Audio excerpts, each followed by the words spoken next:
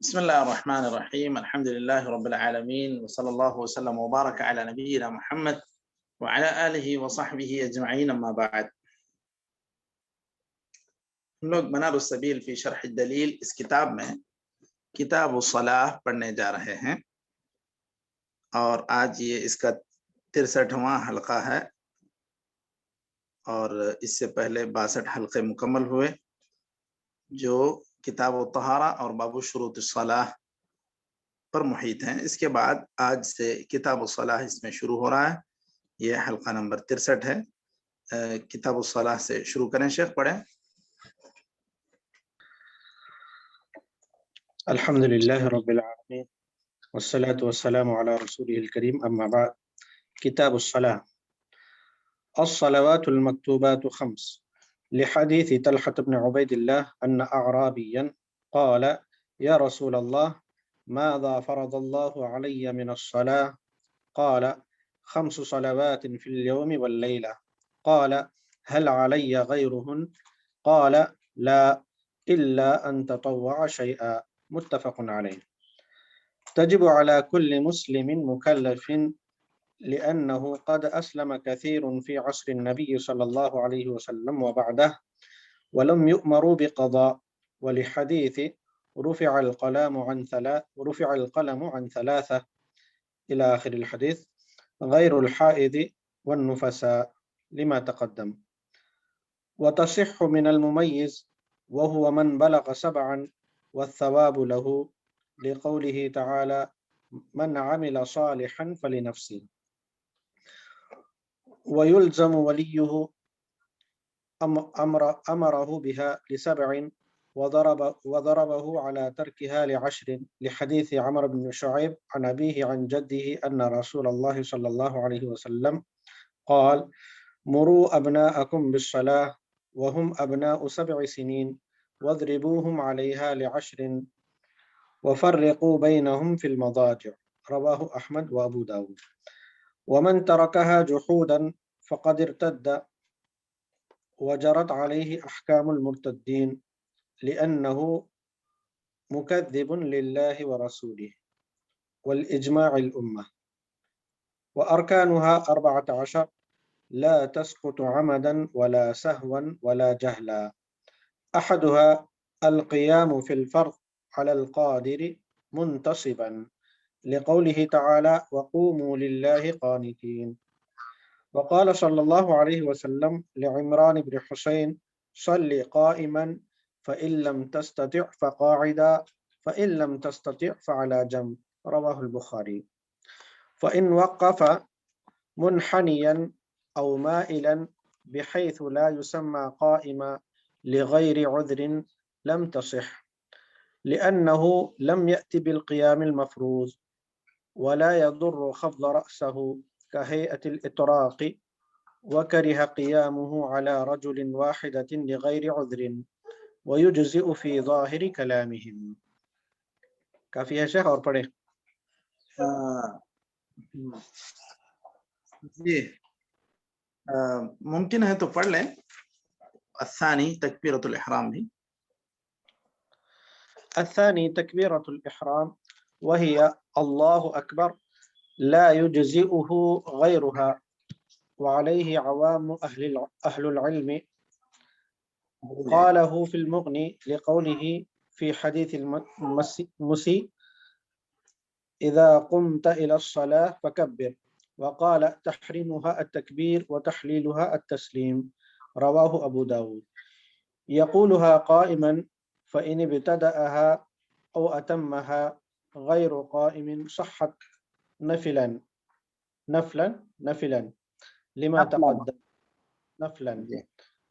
لما تقدم. وتنعقد إن مد اللام، لا إن مد همزة، الله أو همزة أكبر، أو قال أكبر أو الأكبر، لمخالفته الأحاديث. والجهر بها وبكل ركن وواجب بقدر ما يسمع نفسه فرض، لأنه لا يعد آتيا بذلك بدون صوت، والصوت ما يسمع، وأقرب السامعين إليه نفسه. چلیے کافی ہے نفسہ، تو یہاں تک رک جاتے ہیں ہم لوگ. بسم اللہ الرحمن الرحیم، الحمد للہ رب العالمین، وصلی اللہ وسلم وبارک علی نبینا محمد وعلی آلہ وصحبہ اجمعین، اما بعد. ہم لوگ آج منار السبیل فی شرح دلیل اس کتاب میں کتاب الصلاح پڑھنے جا رہے ہیں، اور یہ اہم کتاب ہے جو فقہی اعتبار سے اس میں خاص طور پہ تفصیل سے اس کو ذکر کیا گیا ہے. چلیے کتاب الصلاح. الصلاح اس کی تعریف تو جیسے صلاح کا لغوی معنی ہے اصل میں دعا، اور جیسے اللہ تعالیٰ نے کہا ان صلاتک سکن لہم خذ من اموالہم صدقۃ تطہرہم وتزکیہم بہا وصل علیہم ان صلاتک سکن لہم. اے نبی آپ ان سے صدقات قبول کر لیجئے اور ان کو دعا دیجئے. تو یہ ان صلاتک سکن لہم، آپ کی نماز ان کے لیے باعث قرار نہیں، بلکہ آپ کی دعا ان کے لیے باعث قرار ہوگی. یہاں پر یہی ترجمہ صحیح ہے. تو صلاح کے لغوی معنی ہیں دعا، اور اس کے شرعی معنی ہیں کہ اقوال و افعال مفتتحۃ بالتکبیر و مختتمۃ بالتسلیم. صلاح ایک ایسی عبادت کا نام ہے جس کے اندر کچھ اقوال ہیں، کچھ افعال ہیں، کچھ باتیں ان کو کہنی ہیں، جیسے اللہ اکبر کہنا ہے، تکبیرۃ الاحرام، سورہ فاتحہ، پھر جو بھی تکبیرۃ الانتقال ہے، دعائیں ہیں، یہ اقوال ہیں. افعال قیام ہے، رکوع ہے، سجود ہے. اس کی ابتدا ہوتی ہے تکبیر سے، اس کا اختتام ہوتا ہے سلام سے. تو اس اعتبار سے یہ شرعی تعریف ہے، یہ فقہی تعریف ہے نماز کی. اب نماز کتنے وقت فرض ہے؟ 5 وقت فرض ہے. اصل میں کتنے وقت تھی وہ شیخ؟ 50 وقت. 50 تھی. تو پھر کیسے کم ہوئی؟ حضرت موسیٰ علیہ السلام کم کریں. جی حضرت موسیٰ علیہ السلام کی رائے تھی کہ اے اللہ کے رسول، آپ جا کے اللہ تعالیٰ سے گزارش کریں تخفیف کی، اور امت اتنی 50 وقت کی نماز نہیں ادا کر پائے گی. تو حضرت موسیٰ علیہ السلام کی رائے کے مطابق اللہ کے رسول صلی اللہ علیہ وسلم نے اپنے رب سے مراجعہ کیا، درخواست کی. تو اللہ تعالیٰ نے ان کو کم کرتے کرتے 5 وقت تک باقی رکھا. پھر کہا اللہ تعالیٰ نے کہ یہ ادائیگی میں 5 مرتبہ ہے اور 50 کے برابر ہے.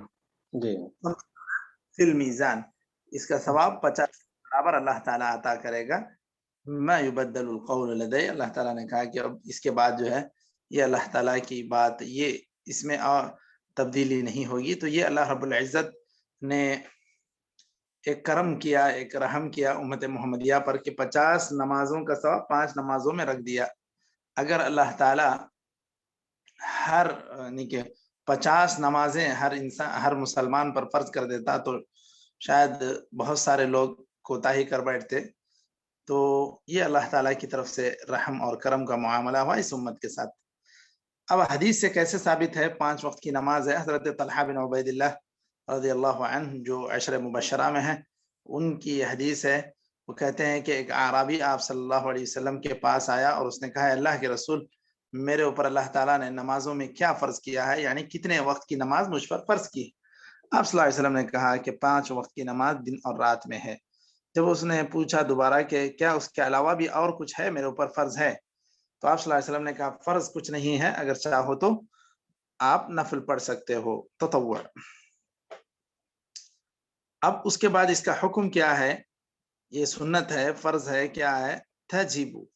یہاں پر جو ہے یہ واجب اصل میں فرض ہی کے معنی میں، واجب فرض بسا اوقات یہ الگ الگ معنی میں بھی بعض فقہاء استعمال کرتے ہیں، لیکن یہاں پر جو اس سے مراد ہے یہ فرض ہی ہے. یعنی یہاں پر ہر مسلمان مکلف پر یہ 5 وقت کی نماز فرض ہے. لأنه قد أسلم كثير في عصر النبي صلى الله عليه وسلم وبعده ولم يؤمروا بقضاء. یہاں کہہ رہے ہیں مسلمان کی دلیل دے رہے ہیں کہ ایک مسلمان پر یہ فرض ہے۔ اب یہ مسئلہ کہ یہ جو شرعی احکام ہیں اس کے غیر مسلم مکلف ہیں یا نہیں ہیں، تو صحیح بات یہ ہے کہ مکلف ہیں وہ سارے ہی احکام کے، لیکن ان سے قبول نہیں کیا جائے گا یہ عمل یہاں تک کہ وہ لوگ ایمان لے آئیں، کیونکہ اللہ تعالیٰ نے کہا ما سلککم فی سقر قالوا لم نکن من المصلین ولم نکن نطعم المسکین۔ جہنم میں جانے کی وجہ نماز نہ پڑھنا یہ وجہ بن گئی، لیکن اللہ کے رسول صلی اللہ علیہ وسلم نے یہ بتلایا کہ یہ مسلمان پر ہی فرض ہوگی اور اسلام لانے کے بعد ہی یہ قابل قبول ہوگی۔ رہی بات وہ جو انسان اسلام قبول کرے تو کیا وہ اپنے پرانی نمازوں کو، یعنی اگر یہ بات مان لیتے ہیں کہ ہر انسان پر فرض ہے تو اس اعتبار سے کیا وہ پرانی نمازیں قضا کرے گا؟ تو صحیح بات یہ ہے کہ اس میں قضا اس کو کرنے کی ضرورت نہیں، لأن الاسلام یہدم ما کان قبل، جو بھی کوتاہی اسلام لانے سے پہلے بھی وہ ساری چیزوں کو اسلام لانا یہ خود باعث مغفرت ہے، یہ سارے گناہوں کو مٹا دینے والا عمل ہے۔ تو ایسی صورت میں اسلام سے پہلے کی جو نماز اس کے اوپر چھوٹ گئی اس کو قضا کرنے کی ضرورت نہیں ہے۔ کئی صحابہ جو اسلام قبول کیا، آپ صلی اللہ علیہ وسلم نے کسی سے یہ نہیں کہا کہ تم جاؤ اتنے سال کی نماز پڑھ کے آؤ۔ تو یہ اس بات کی دلیل ہے کہ اسلام لانے والا اپنی پرانی نمازوں کے قضا نہیں کرے گا۔ اگر اس بات کو مان لیتے ہیں کہ ہر انسان پر اللہ تعالیٰ نے جو بھی احکام فرض کیے ہیں اس کو ماننا چاہیے۔ اس کے بعد یہاں پر ایک چیز اور مکلف کی قید لگائی گئی۔ مکلف کس کو کہتے ہیں؟ جو آدمی عاقل ہے، وہ مجنون نہیں ہے۔ اگر مجنون ہوگا تو وہ مکلف نہیں ہے۔ کیوں؟ کس بنیاد پر یہ کہہ رہے ہیں؟ حدیث ہے رفع القلم عن ثلاثہ، 3 لوگوں پر سے قلم تکلیف ہی اٹھا دیا گیا، ان میں سے وہ مجنون بھی ہے، تو وہ انسان مکلف ہی نہیں ہے اصل میں۔ اب اگر اس کے علاوہ دیکھا جائے تو کون لوگ مستثنا ہیں اس میں؟ حائض ہے، جو عاقل بھی ہے، بالغ بھی ہے، مسلمان بھی ہے، وہ صحیح بھی ہے، اس کو کوئی کیا کہتے ہیں جنون کی کیفیت نہیں، اس کے باوجود وہ نماز نہیں پڑھے گی، اس کے اوپر حرام ہے نماز۔ تو یہ تو حدیث سے ثابت ہے۔ حضرت عائشہ رضی اللہ عنہا بیان کرتی ہیں کہ ہم حالت حیض میں ہوتے تو آپ صلی اللہ علیہ وسلم ہمیں صرف روزہ قضا کرنے کا حکم دیتے اور نماز قضا کرنے کے لیے نہیں کہتے۔ تو حائض اور نفسا کے لیے درست نہیں ہے۔ وَتَصِحُّ مِنَ الْمُمَيِّزِ وَهُوَ مَنْ بَلَّغَ سَبْعًا وَالثَّوَابُ لَهُ۔ ممیز ہی کی نماز درست ہوگی، اور ممیز کون ہے؟ فقہی اعتبار سے انہوں نے کہا کہ 7 سال کو جو پہنچ جائے، اور مشائخ کا کہنا ہے جیسے شیخ ابن عثیمین وغیرہ نے کہا کہ شیخ بن باز نے بھی کہا کہ 7 سال کوئی ایک حد فاصل نہیں ہے، بلکہ ہو سکتا ہے کہ بعض بچے 5 سال یا 6 سال کی عمر میں بھی ممیز ہو جائیں۔ ایک حدیث میں جو صحیح بخاری میں ہے کہ وہ بیان کرتے ہیں باب متى يصح سماع الصغیر، اس باب کے تحت امام بخاری اس حدیث کو لاتے ہیں۔ وہ بیان کرتے ہیں صحابی کے میں نبی کریم صلی اللہ علیہ وسلم نے مجھ پر کلی کر کے جو مجھ پر پانی اچھالا تو میں اس کو یاد رکھا ہوں۔ تو مطلب یہ کہ وہ انسان اتنا تمیز کرنے والا تھا کہ نبی کریم صلی اللہ علیہ وسلم نے مجھے پانی گویا کہ کلی کر کے مجھ پر چھڑکاؤ کیا۔ تو ایسے بات کو یاد رکھنے والا یہ ایک ممیز انسان ہے۔ وہ کہتے ہیں کہ میں اس وقت 5 یا 6 سال کا تھا۔ تو ہو سکتا ہے کہ کوئی بچہ 5 یا 6 سال میں بھی ممیز ہو جائے، اس کو مسجد کا ادب، نماز کے اندر جو ہے خشوع خضوع سے پڑھنا چاہیے، سکون سے کھڑے ہونا چاہیے، یہ ساری چیزیں معلوم ہو سکتی ہیں۔ تو 7 سال یہ ایک حدیث کے ذریعے سے بھی جو اشارہ ملا ہے اس بنیاد پر فقہا نے اس کو 7 سال کے قید لگائی، ورنہ تو 7 سال سے پہلے بھی ہو سکتا ہے کہ ایک بچہ ممیز ہو جائے۔ تمیز کرنا یعنی فرق کرنا۔ وَهُوَ مَنْ بَلَغَ سَبْعًا وَالثَّوَابُ لَهُ لِقَوْلِهِ تَعَالَى مَنْ عَمِلَ صَالِحًا فَلِنَفْسِهِ۔ جو بھی کوئی انسان عمل کرتا ہے اس کا ثواب اسی کو ملتا ہے۔ یہاں ایسی صورت میں جو ولی الامر ہے، جو سرپرست ہے، اس کی کیا ذمہ داری ہے؟ اس کی ذمہ داری یہ ہے کہ وہ اس کو نماز کا حکم دے. وَيَلْزَمُ وَلِيُّهُ أَمْرَهُ بِهَا لِسَبْعٍ، نماز کا حکم دینے کی پابندی کرے گا 7 سال میں، چھوڑے گا نہیں. وَضَرْبَهُ عَلَى تَرْكِهَا لِعَشْرٍ، یہاں سے یہاں تک تو قلم تکلیف ابھی نہیں ہوتا ہے، یہ ایک مکلف نہیں ہے اس معنی میں کہ وہ بالغ نہیں. اب اس کے بعد 10 سال کے بعد مار کر بھی ضرورت پڑے تو اس کو نماز کا عادی بنانا چاہیے.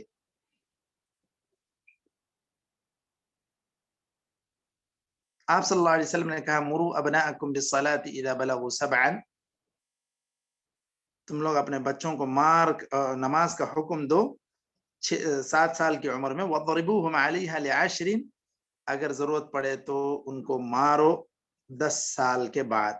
وفرقوا بینہم فی المضاجع، اور یہاں سے ان کو شعور آنے لگتا ہے، اس لیے سب لگ لگ کرنا سوئیں. ایسی صورت میں تھوڑا بستر دور دور ہونی چاہیے، الگ الگ ہونے چاہیے. اب یہاں پر یہ بات کہ اگر کوئی انسان نماز کا انکار ہی کرتا ہے سرے سے تو اس کا کیا حکم ہے، یہاں سے یہ مسئلہ شروع ہو رہا ہے. وَمَن تَرَكَهَا جُحُودًا فَقَدْ ارْتَدَّ، اگر کوئی آدمی انکار کر دیتا ہے مطلق طور پر نماز کا تو وہ مرتد ہے. وجرت علیہ احکام المرتدین، اس کے اوپر مرتد کے احکام ہی جاری ہوں گے. مرتد اگر کوئی ہو جائے، اس کی بیوی مسلمان ہے، نماز پڑھتی ہے، تو دونوں کے درمیان جدائی ہو جائے گی. لِأَنَّهُ مُكَذِّبٌ لِلَّهِ وَرَسُولِهِ وَلِإِجْمَاعِ الْأُمَّةِ، کیونکہ یہ اللہ، اس کے رسول اور اجماع امت کا یہ گویا کہ منکر ہے. تو اب یہاں پر دیکھیے اصل میں ایک مسئلہ ہے کہ اگر کوئی انسان نماز کا انکار کرتا ہے تو یہ کیا ہے مشائخ؟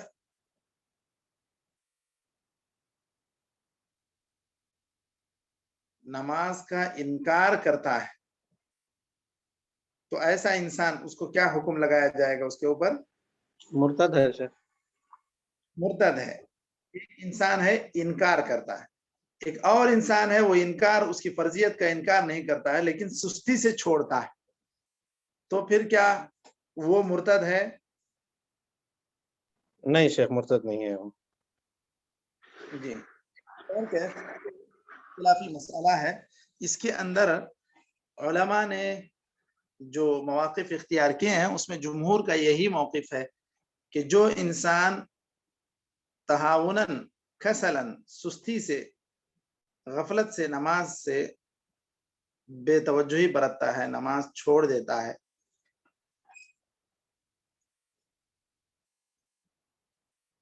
ایسا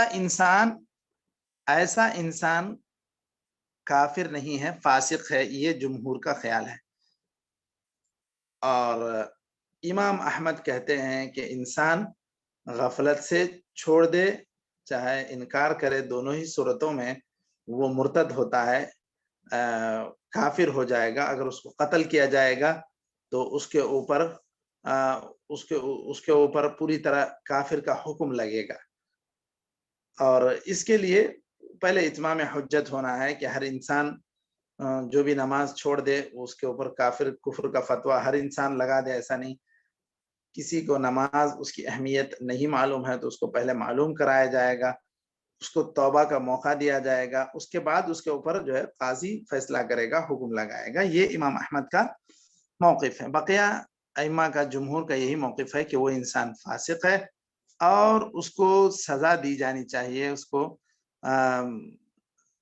سزا دے کر اس کو اس بات کی طرف جو ہے توجہ دلانی چاہیے، اس کو نماز کی طرف توجہ دلانی چاہیے.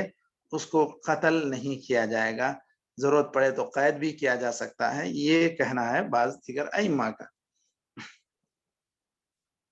اور بعض ائمہ یعنی کہ جنہوں نے یہی کہا کہ اگر اس کے باوجود وہ نہیں مانتا ہے، نہیں سدھرتا ہے، تو بھی اس کو قتل بھی اگر کر دیا جائے تو اس کو مرتد ہونے کی وجہ سے قتل نہیں کیا جائے گا، نماز چھوڑنے پر اس پر حد جاری کی جائے گی، بعد میں اس پر مسلمان کے ہی احکام جاری ہوں گے۔ تو جو امام احمد کہتے ہیں کہ پوری طرح وہ انسان کافر ہے اور اس کو قتل کیا جائے گا کافر ہونے کی وجہ سے، تو اس میں اور اس میں تھوڑا سا فرق ہے، یقتل حدا او یقتل ردتا، دونوں میں فرق ہے۔ اگر یقتل ردتا کہتے ہیں، کافر ہونے کی وجہ سے کہتے ہیں، تو ایسی صورت میں اگر قتل کر دیا جائے تو اس کا حساب مسلمانوں میں شماری نہیں۔ اگر حد کے اعتبار سے اس کو قتل کیا جاتا ہے تو اس کا مطلب یہ ہے کہ جس طرح ایک انسان جس نے زنا کیا، شادی شدہ تھا، اس پر حد جاری کی گئی، تو اس کے بعد اس کے میت کو دفن کیا جائے گا مسلمانوں کے قبرستان میں، اس پر نماز پڑھی جائے گی۔ یہ سارے مسلمان کے احکام جس طرح اس پر نافذ ہوتے ہیں، اسی طرح یہ انسان جو اگر حد کے طور پر قتل کر دیا جائے تو ایسی صورت میں اس پر مسلمان ہی کے احکام لگیں گے۔ اب امام شوکانی اور دیگر کچھ اہل علم نے یہ بات کہی کہ اس طرح مسلمان اگر سستی کی وجہ سے نماز کا انکار کرتا ہے تو ایسا نماز سستی کی وجہ سے نماز چھوڑتا ہے، انکار کرنا نہیں، انکار آپ کسی بھی وجہ سے کریں، نماز کا انکار کرتے ہیں، نماز کی فرضیت کا انکار کوئی انسان کرتا ہے تو وہ مسلمان نہیں ہے۔ لیکن اگر فرض نماز سستی سے چھوڑتا ہے تو اسی میں اہل علم کا اختلاف ہے۔ جمہور کا یہ کہنا ہے کہ وہ فاسق ہے، امام احمد کہتے ہیں کہ وہ انسان کافر ہوتا ہے۔ تو بحث یہ ہے تارک الصلاح هل یکفر تارک الصلاح ام لا؟ تو امام احمد کے یہاں وہ کافر ہو جاتا ہے، دیگر ائمہ کے یہاں وہ فاسق ہوتا ہے، وہ کافر نہیں ہوتا۔ اب اس کے لیے ہر ایک کے اپنے اپنے دلائل ہیں۔ اب امام احمد نے جو دلیل لی العہد الذی بیننا وبینہم الصلاۃ فمن ترکها فقد کفر، یہ صحیح حدیث ہے۔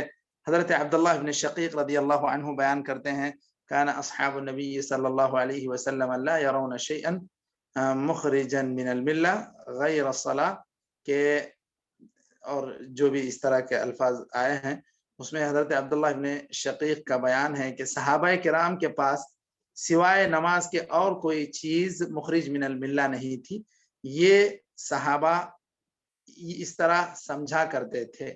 یہ صحابہ کا موقف حضرت عبداللہ بن شقیق بیان کرتے ہیں کہ عموماً صحابہ کے پاس یہی ایک چیز تھی نماز، جس کی وجہ سے وہ اس کو خارج عن الملہ سمجھتے تھے، جبکہ یہ کوئی اجماع نہیں ہے، یہ صحابہ کی ایک عام رائے وہ بیان کر رہے ہیں، یہ اجماع صحابہ نہیں۔ بعض صحابہ ہیں جنہوں نے اس بات کو یعنی کہ یہ نہیں کہا کہ جو آدمی نماز چھوڑ دے وہ کافر ہے، مخرج من الملہ ہے، اس کو یہ ترک صلاح مخرج من الملہ کا عمل ہے۔ تو اس اعتبار سے یہ صحابہ کا اجماع نہیں۔ حضرت عبداللہ بن شقیق کا جو بیان ہے وہ عام صحابہ کی جو فقہ تھی، صحابہ عمومی طور پر کسی چیز کو مخرج من الملہ سمجھتے تھے تو وہ صلاح ہی تھا، صلاح یعنی نماز ہی تھی۔ اب یہ اسی دلائل کی بنیاد پر امام احمد نے یہ بات کہی، جبکہ دیگر جمہور کا یہ کہنا ہے کہ لا الہ الا اللہ کہنے والا جو من قال لا الہ الا اللہ دخل الجنہ، صرف لا الہ الا اللہ کہہ دے اور وہ آدمی نماز اگر چھوڑ دے سستی کی وجہ سے تو بھی وہ جنت میں جائے گا۔ اگر وہ لا الہ الا اللہ کہنے کے باوجود اگر وہ نماز چھوڑ کر کافر ہو جاتا تو پھر وہ جنت میں نہیں جاتا تھا۔ اسی طرح اور بھی جو دیگر احادیث ہیں جس کے اندر نبی صلی اللہ علیہ وسلم نے فرمایا من شہد لا الہ الا اللہ وان محمد رسول اللہ وان عیسی عبد اللہ وکلمته القاها الى مریم وروح منه، تو یہ وان الجنت حق وان النار حق ادخلہ اللہ الجنت على ما كان من العمل، کہ اللہ تعالیٰ اس عمل کی بنیاد پر اس کو جنت میں داخل کرے گا، اس میں نماز کا ذکر نہیں ہے۔ اب بعض لوگوں نے جو بعض اہل علم نے کہا کہ جو بھی کفر ہے یہ کفر دون کفر ہے، یعنی یہ مخرج من الملہ نہیں ہے، یہ علی سبیل التغلیظ یہ چیز بیان کی گئی ہے، شدت سے اس سے نفرت دلانے کے لیے اس طرح کی بات کہی گئی، جس طرح اور چیزوں میں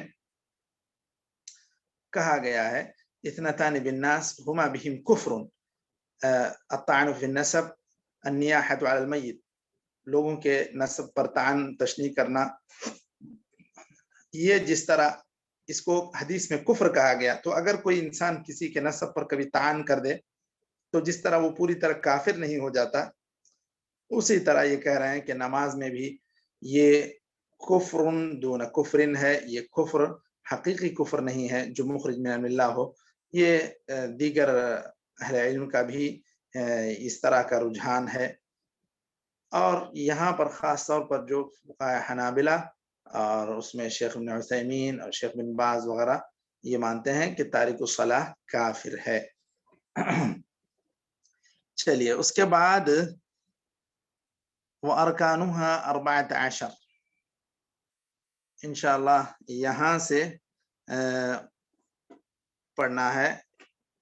14 अरकान है नमाज की।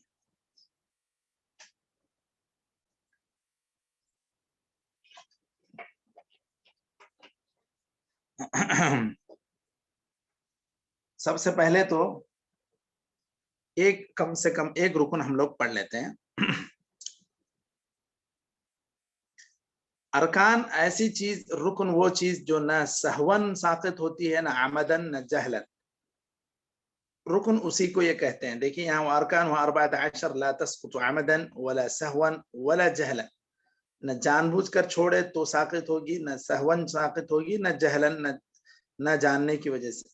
बहर सूरत इसको अदा करना ही करना है। सबसे पहली चीज इसमें जिक्र की गई अल-क़ियाम फिल फ़र्द अल क़ादिर मुंतसिबन, फर्ज नमाज में इंसान का खड़े होकर नमाज पढ़ना ये जरूरी है। अल-क़ियाम फिल फ़र्द, तो इसका मतलब ये है कि नफिल में एक इंसान कादिर होते हुए भी बैठकर नमाज पढ़ सकता है। जैसे सफर में है तो भी बैठकर नमाज पढ़ सकता है, और भी गैर सफर के वक्त में भी पढ़ सकता है। अब खड़ने की जो दलील है, अल्लाह ताला ने कहा वक़ूमू लिल्लाहि क़ानितीन। इसी तरह हज़रत इमरान बिन हुसैन से आप सल्लल्लाहु अलैहि वसल्लम ने फरमाया सल्लि क़ाइमन फ़इन लम तस्तति' फ़क़ाइदन फ़इन लम तस्तति' फ़अला जंब।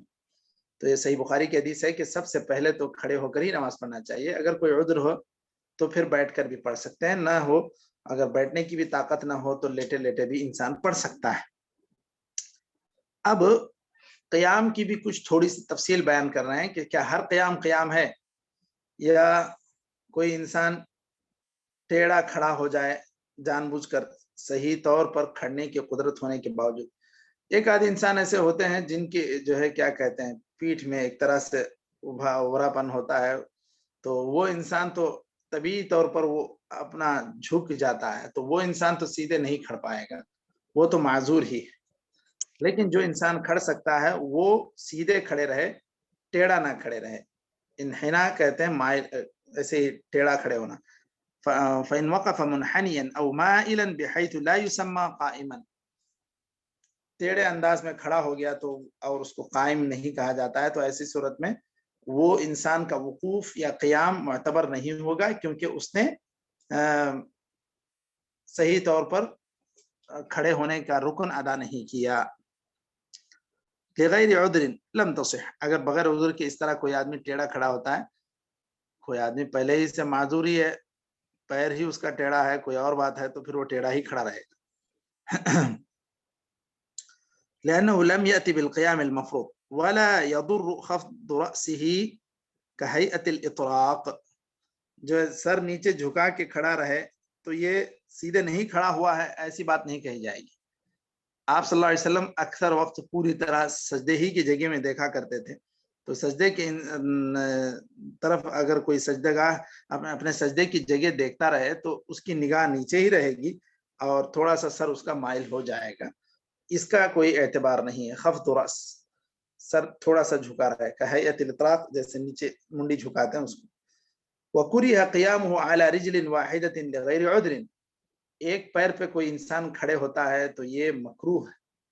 वयुज्ज़िउ फ़ी ज़ाहिरि कलामिहिम, अगर क़याम के एतबार से कहा जाए तो वो काफ़ी है, लेकिन क्या कहते हैं, मकरूह ये कह रहे हैं।